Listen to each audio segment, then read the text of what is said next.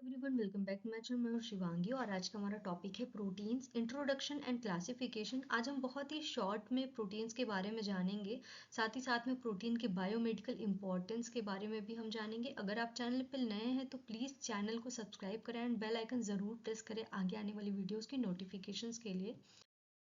सबसे पहले हम इंट्रोडक्शन ऑफ प्रोटीन्स पे आते हैं। प्रोटीन होता क्या है? Proteins are macromolecules made up of amino acids linked by peptide bonds. They perform structural, functional and regulatory roles forming the basis of life.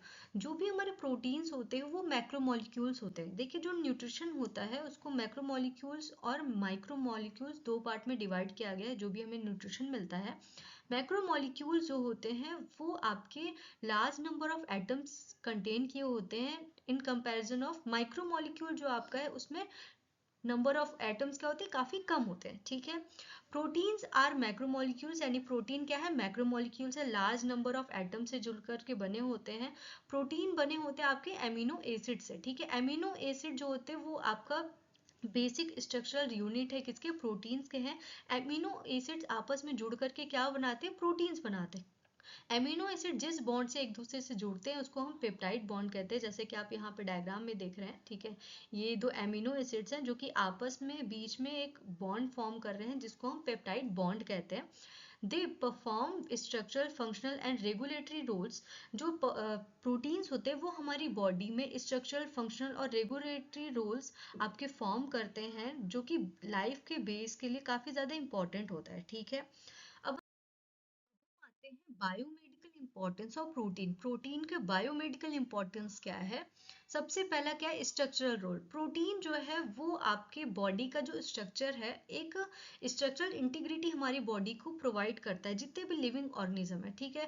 Protein like collagen, elastin and keratin provide structural integrity to connective tissue, skin, hair and nails. जो connective tissues होते हैं उनको एक structural integrity देता है कौन? Protein.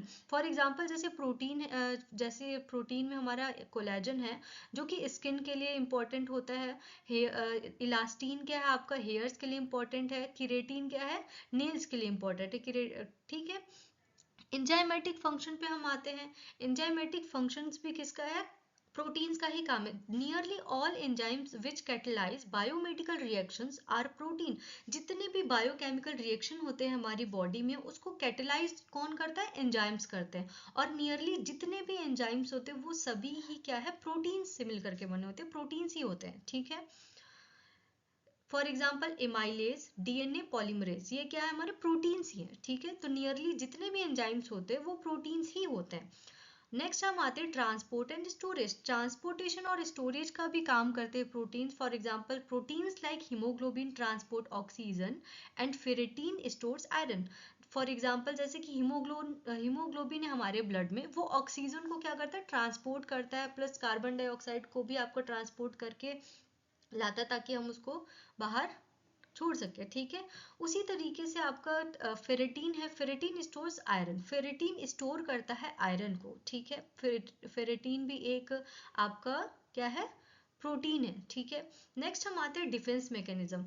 Body की जो डिफेंस मैकेनिज्म है उसमें भी इंपॉर्टेंट रोल है प्रोटीन का। फॉर एग्जांपल इम्यूनोग्लोबुलिन्स जो कि हमारे एंटीबॉडीज हैं। ठीक है। Immunoglobulins are essential for immune responses. Immunoglobulins भी क्या है? प्रोटीन से ही मिल करके बने होते हैं, प्रोटीन के ही बने होते हैं। ठीक है। तो वो क्या है? एंटीबॉडीज है जो कि हमारी बॉडी को कि जो भी इम्यून रिस्पॉन्स है उसके लिए बहुत ही ज़्यादा इंपॉर्टेंट होते हैं। ठीक है। नेक्स्ट हम आते हैं हार्मोनल फंक्शन पे। ठीक है। Hormones such as insulin and glucagon regulate metabolism. Hormonal function में भी इनका इंपॉर्टेंट रोल है। हार्मोन सच एज इंसुलिन और ग्लूकेगॉन के बारे में आप जानते हैं जो कि मेटाबॉलिज्म को रेगुलेट करते हैं। मेटाबॉलिज्म के ग्लूकोज का जो लेवल होता है उसको क्या करती है? बैलेंस करके चलते हैं। ठीक है। इंसुलिन क्या है? हमारे ब्लड में शुगर लेवल को कम करता है, सेल तक शुगर को पहुंचाता है, और जो ग्लूकागॉन है वो ब्लड में शुगर लेवल को इंक्रीज करता है जब भी हमारी बॉडी को नीड होती है, ठीक है। तो ये दोनों का ही काम बैलेंस करके चलता है। देन उसके बाद है रेगुलेशन ऑफ जेनेटिक एक्सप्रेशन। जो जेनेटिक एक्सप्रेशन है उनका भी रेगुलेशन कौन कर रहा है? प्रोटीन्स कर रहे हैं। Proteins like transcription factors control gene expression. जो ट्रांसक्रिप्शन फैक्टर है वो जीन के एक्सप्रेशन को क्या करते हैं? कंट्रोल करते हैं। Muscle contraction and movement. Actin and myosin facilitate muscle contraction and intracellular transport. जो एक्टिन और मायोसिन है ये भी क्या है? प्रोटीन है जो कि मसल का कॉन्ट्रैक्शन है और इंट्रासेलुलर ट्रांसपोर्टेशन में हेल्प करते हैं। देन हम आते हैं न्यूट्रिशनल रोल। इनका न्यूट्रिशनल रोल भी है। Protein provide essential amino acids the body can not synthesise. जो हमारी बॉडी कुछ एमिनो एसिड्स ऐसे होते हैं जो कि सिंथेसाइज नहीं कर पाती है लेकिन इसेंशियल होते हैं हमारी बॉडी के लिए। प्रोटीन्स ही हैं जो कि इसेंशियल एमिनो एसिड्स को प्रोवाइड करते हैं, ठीक है, क्योंकि वो किससे बने होते हैं? एमिनो एसिड से। देन उसके बाद हम आते हैं buffers. Protein maintain the acid base balance by acting as buffer. जो प्रोटीन होते हैं वो एक्ट करते हैं किसका? एज अ बफर का, ठीक है। और वो हमारी बॉडी की जो एसिड बेस बैलेंस है उसको मेंटेन करने का काम करते हैं।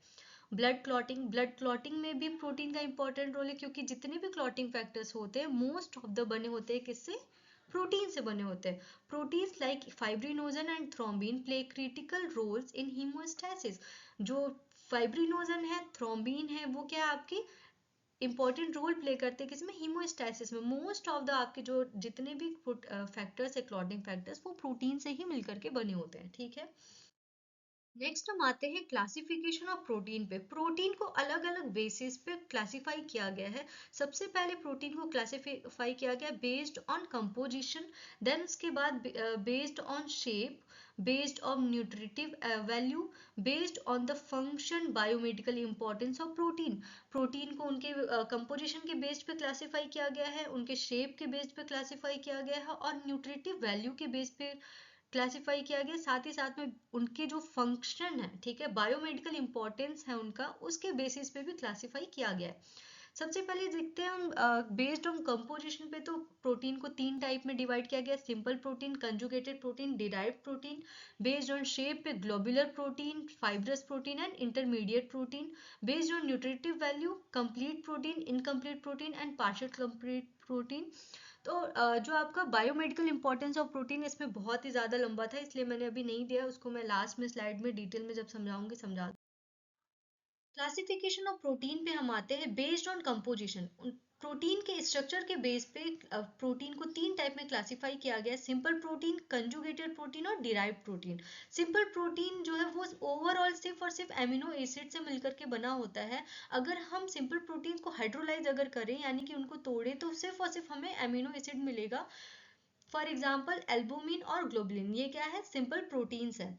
कंजुगेटेड प्रोटीन जो है वो contains a prosthetic group in addition to amino acid. ये अपने साथ में एक प्रोस्थेटिक ग्रुप साथ में रखता है और एमिनो एसिड भी इनसे क्या होते हैं? अटैच्ड होते हैं, ठीक है। For example glycoprotein, lipoprotein. Lipoprotein का एग्जाम्पल है एलडीएल, एचडीएल, ठीक है। फिर हम आते हैं derived protein. Derived protein form from simple और conjugated protein through partial hydrolysis और डीजनरेशन। डिराइव प्रोटीन जो है वो सिंपल और कंजुगेटेड से ही डिराइव होता है। जब वो हाइड्रोलाइसिस होता है या फिर उनका डिग्रेडेशन होता है उस कंडीशन में क्या बनता है? डिराइव प्रोटीन बनता है। एग्जाम्पल है आपके पेप्टोन्स और प्रोटीएजेस। देन हम आते हैं classification of protein based on shape. Protein के शेप के बेसिस पे कितने पार्ट में डिवाइड किया गया है प्रोटीन को? वो भी तीन पार्ट में डिवाइड किया गया है: फाइब्रस, ग्लोबुलर और इंटरमीडिएट प्रोटीन। फाइब्रस प्रोटीन है आपका लॉन्ग, इनसॉल्युबल और स्ट्रक्चरल होता है, ठीक है। फॉर एग्जाम्पल आपके कोलेजन और केराटिन। ग्लोबुलर प्रोटीन जो है आपका कॉम्पैक्ट होते हैं, सॉल्युबल होते हैं और फंक्शनल होते हैं। फॉर एग्जाम्पल आपके हीमोग्लोबिन और एंजाइम्स। जैसे कि आप यहाँ पे फाइब्रस प्रोटीन देख सकते हैं, क्या आपका लॉन्ग है, ठीक है, और एक स्ट्रक्चरल है आपका और इनसॉल्युबल है। और जो आपका ग्लोबुलर प्रोटीन है ये क्या है? आपका कॉम्पैक्ट है, सॉल्युबल है और फंक्शनल है, ठीक है। एग्जाम्पल क्या आपका हीमोग्लोबिन है। इंटरमीडिएट प्रोटीन क्या है? प्रॉपर्टीज ऑफ बोथ, जिसमें दोनों की प्रॉपर्टीज होती हैं, वो क्या है? आपके इंटरमीडिएट प्रोटीन्स है। For example fibrinogen. देन हम आते हैं classification of protein based on nutritive value. Nutrition के वैल्यू के बेस पे प्रोटीन को कितने टाइप में डिवाइड किया गया है उस बारे में बात करते हैं। इसमें भी तीन पार्ट में डिवाइड किया गया है, जैसे complete protein, incomplete protein, partially complete protein. Complete protein में contain all essential amino acids, इसमें सारे के सारे एमिनो एसिड्स कंटेन होते हैं, फॉर एग्जांपल एग्स और मिल्क। इनकम्प्लीट प्रोटीन में lacks some essential amino acids, इसमें कुछ एमिनो एसिड्स क्या होते हैं, कम होते हैं, फॉर एग्जांपल सीरियल्स हो गया और लेग्यूम्स हो गया हमारे, ठीक है। ये क्या हमारे इनकम्प्लीट प्रोटीन है कि इनमें कुछ इसेंशियल एमिनो एसिड्स की कमी होती है। पार्शियली कंप्लीट प्रोटीन क्या है, सपोर्ट्स मेंटेनेंस नॉट ग्रोथ। कुछ ऐसे प्रोटीन्स हैं जो कि सिर्फ बॉडी के मेंटेनेंस को सपोर्ट करते हैं, ग्रोथ को नहीं। वो उसका एग्जांपल है क्या, जिलेटिन। जिलेटिन है हमारे बॉडी के मेंटेनेंस को सपोर्ट करता है लेकिन ग्रोथ को सपोर्ट नहीं करता, उसको पार्शियली कंप्लीट प्रोटीन कहा जाता है। नेक्स्ट हम आते हैं, लास्ट हमारा क्या है, बेस्ड ऑन फंक्शन। प्रोटीन के फंक्शन के बेसिस पे उसका क्लासिफिकेशन है। फॉर एग्जांपल सबसे पहला हमारा क्या है, स्ट्रक्चरल प्रोटीन, ठीक है, जो कि मैकेनिकल सपोर्ट दे रहा है हमारी बॉडी को, वो क्या है, हमारे कोलेजन हो गए, इलास्टिन हो गए। स्ट्रक्चरल प्रोटीन वो होते हैं जो कि हमारी बॉडी को मैकेनिकल सपोर्ट दे रहे, स्ट्रक्चरल सपोर्ट दे रहे, वो कौन है, हमारे स्ट्रक्चरल प्रोटीन है। देन उसके बाद हम आते हैं catalytic protein. Catalytic protein for example enzyme, ठीक है, वो प्रोटीन जो कि एज अ एंजाइम वर्क करते हैं, कैटालिटिक प्रॉपर्टी उनमें होती है, जो कि बायोमेडिकल जितने भी रिएक्शंस होते हैं, बायोकेमिकल रिएक्शंस होते हैं, उनको क्या करते हैं, कैटेलाइज करने का काम करते हैं, ठीक है। फॉर एग्जांपल डीएनए पॉलीमरेज और प्रोटीएजेस, ठीक है, ये क्या है, हमारे प्रोटीन्स ही हैं जिनमें कैटालिटिक प्रॉपर्टी होती है। देन हम आते हैं ट्रांसपोर्ट प्रोटीन, जो कि ट्रांसपोर्टेशन का काम करते हैं हमारी बॉडी में, facilitate the movement of substances across membranes और इन द ब्लड। ब्लड में और मेम्ब्रेन के अक्रॉस एक मूवमेंट मूवमेंट किसका करते हैं, सब्सटेंसेस का, यानी कि ट्रांसपोर्ट करने का काम करते हैं। वो क्या है, हमारे ट्रांसपोर्ट प्रोटीन्स है, जिन फॉर एग्जांपल हीमोग्लोबिन और एल्बुमिन्स, ठीक।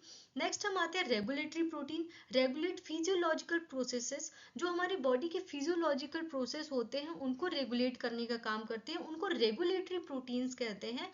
जैसे कि इंसुलिन और ग्रोथ हार्मोन्स, ये क्या है, प्रोटीन्स है जो कि हमारी बॉडी के फिजियोलॉजिकल प्रोसेस में इन्वॉल्व रहते हैं। जैसे कि इंसुलिन है हमारी बॉडी में ब्लड ग्लूकोज लेवल को मेंटेन करता है, दूसरा है ग्रोथ हार्मोन जो कि हमारी बॉडी के हाइट के लिए इंपॉर्टेंट, बॉडी के ग्रोथ के लिए इंपॉर्टेंट है। फिर आपका है डिफेंसिव प्रोटीन। डिफेंसिव प्रोटीन जो कि हमारी बॉडी को प्रोटेक्ट करते हैं, वो क्या है, defensive protein protect the body from pathogens. Body को पैथोजन से क्या करते हैं, प्रोटेक्ट करते हैं, वो क्या है, हमारे defensive protein. For example immunoglobulins और कॉम्प्लीमेंट प्रोटीन्स कुछ होते हैं, वो क्या है, हमारे डिफेंसिव प्रोटीन्स में आते हैं। देन उसके बाद हमारा है क्या, contractile protein responsible for movement, जो बॉडी की मूवमेंट के लिए इंपॉर्टेंट होते हैं, ठीक, वो क्या है, हमारे एक्टिन और मायोसिन हो गए, ये हमारे कॉन्ट्रेक्टाइल प्रोटीन, ठीक। देन उसके बाद storage protein, store essential substances for later use. हमारी बॉडी के कुछ इसेंशियल चीजें होती हैं, ठीक है, जो ज्यादा अगर हो जाती है तो उसको स्टोर करके रखते हैं, ताकि जब हमें जरूरत पड़े तो वो प्रोवाइड कर सके। फॉर एग्जाम्पल फेरेटीन हो गया जो कि आयरन को स्टोर करता है, और कैसीन हो गया जो कि मिल्क प्रोटीन होता है, ठीक है। देन उसके बाद हम आते हैं सिग्नल प्रोटीन, जो कि इन्वॉल्व्स इन सेल कम्युनिकेशन, जो कि सेल सेल कम्युनिकेशन में इंपॉर्टेंट होते हैं, वो क्या हमारे सिग्नल प्रोटीन्स है, जैसे कि साइटोकाइनिस और हॉर्मोन्स हो गए, ये क्या हमारे सेल के बीच में कम्युनिकेशन में इन्वॉल्व होते हैं, वो क्या है, सिग्नल प्रोटीन्स है, ठीक है। ये था हमारा classification of protein, biomedical importance of protein, और प्रोटीन का इंट्रोडक्शन बहुत ही ज्यादा शॉर्ट में और कॉम्पैक्ट में। कंक्लूजन में हम यही आते हैं कि proteins are vital macromolecules with diverse role in the structure, function and regulation of biological system. Their classification highlights their complexity and importance in biomedical and nutritional sciences. देखिए, जो प्रोटीन है वो ही बहुत ही ज़्यादा वाइटल मैक्रोमोलिक्यूल्स है, जिसका बहुत ही ज़्यादा डाइवर्स रोल है स्ट्रक्चर में, फंक्शन में और रेगुलेशन में बायोलॉजिकल सिस्टम के, ठीक है। इनका क्लासिफिकेशन बताता है कि वो कितने ज़्यादा कॉम्प्लेक्स है, ठीक है, उनकी स्टडी भी थोड़ी ज़्यादा कॉम्प्लेक्स है, बिकॉज उनका क्लासिफिकेशन का अलग अलग बेसिस पे किया गया है, ठीक है, थोड़ा लार्ज हो सकता है। आई होप आपको ये वीडियो समझ में आया हो एंड प्रोटीन टॉपिक आपको बहुत ही शॉर्ट में समझ में आया हो। Thank you so much. अगर आप चैनल पर नए हैं तो प्लीज चैनल को सब्सक्राइब जरूर करें एंड बेल आइकन जरूर प्रेस करें आगे आने वाली वीडियोस की नोटिफिकेशन के लिए। हाँ, डिटेल वीडियो भी मैं आपको शेयर कर दूंगी। Thank you so much.